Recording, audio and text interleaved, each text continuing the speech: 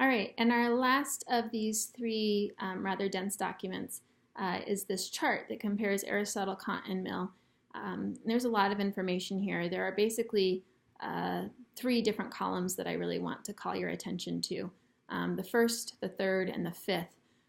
So identity via identification is the first. What is the role of reason is the third. And what makes an action good or bad is the fifth.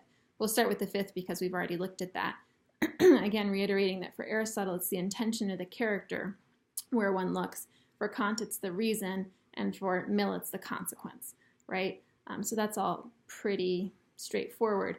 But again, trying to further this argument, we're compressing so much time into one lecture, right? We're jumping over these 2,400 years. But just so that you can see the trajectory here that I see, with Aristotle, we've got this better idea of context and particulars playing into the conversation.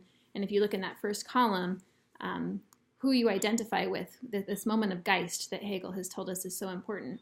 Aristotle says, yes, you have to have a complete friend who is an actual living, breathing person, right? And there are also passages, we didn't look at too many of these, where he talks about the way that you identify with the person who habituates you or educates you. That's also important. So in both cases, living, breathing, actual people are key to making somebody into an ethical character. And then with Kant, we do also get this idea of identification. To make a good decision, I need to be able to see myself not just as an individual, but as attached to something else. But who is the thing that I'm attached to?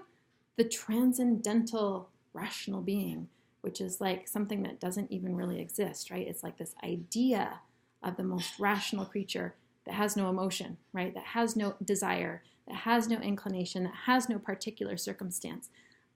So that moment of identification is still there, but it's really different. And then for Mill, again, this idea that that identification is still there, but it's not just one other person or even one other idea. It's all sentient beings. Like as I move through my day, I have to make decisions about who made my clothes and what the animals that I might be eating did for their life, and who is getting paid well enough to take care of my kids and my whatever other needs that I have, right? Like I have to think about all of these people and things who I may not have ever actually seen or known. So that's a really tall order and pretty abstract.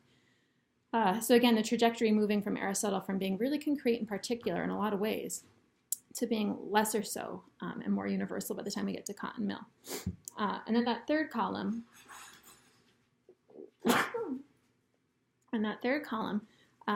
Aristotle is really focused on this harmony between the head and the heart, right? Between reason and the rest of the individual. And for Kant, again, human reason must fully cultivate the goodwill simply so that we can resist our inclinations and become worthy of happiness is the way he puts it. But the heart and the head for Kant are often at odds. He's very happy to say that. And then for Mill, he makes this distinction that reason is responsible for helping us acquire a taste for the higher pleasures. And so, again, with all three thinkers, there is the conflict. It's just how do they deal with it, right? Aristotle believes that who I am ultimately is the creature that has blended those things successfully. And Kant seems to think that, yes, that's a great goal, but that I might not ever get there. And Mill similarly thinks that that's a great goal, but most of us perhaps don't always get there.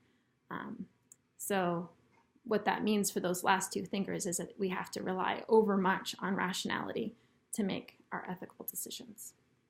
All right, so hopefully that sets up the backdrop that we're looking at again, so that we can measure where Gilligan is coming from. She's going to arrive again at the table, not as a philosopher, but as a psychologist who's not really talking about the history of ethics. And I think she's been pretty surprised by the fact that her book has been picked up by philosophers more often than it has been by psychologists. We'll talk about that. It's very interesting. Most of the psychological studies that this book was founded on, In a Different Voice was founded on, have actually not been replicated in psychology. And so its value as a psychological treatise is minimal, actually, compared to how it's been received philosophically, which we'll have more to say about. So thanks for bearing with me as we jump over 2,400 years. I'll have a couple more things to say about Gilligan in the next couple pages of the lesson. And then its next lesson will be on Gilligan herself.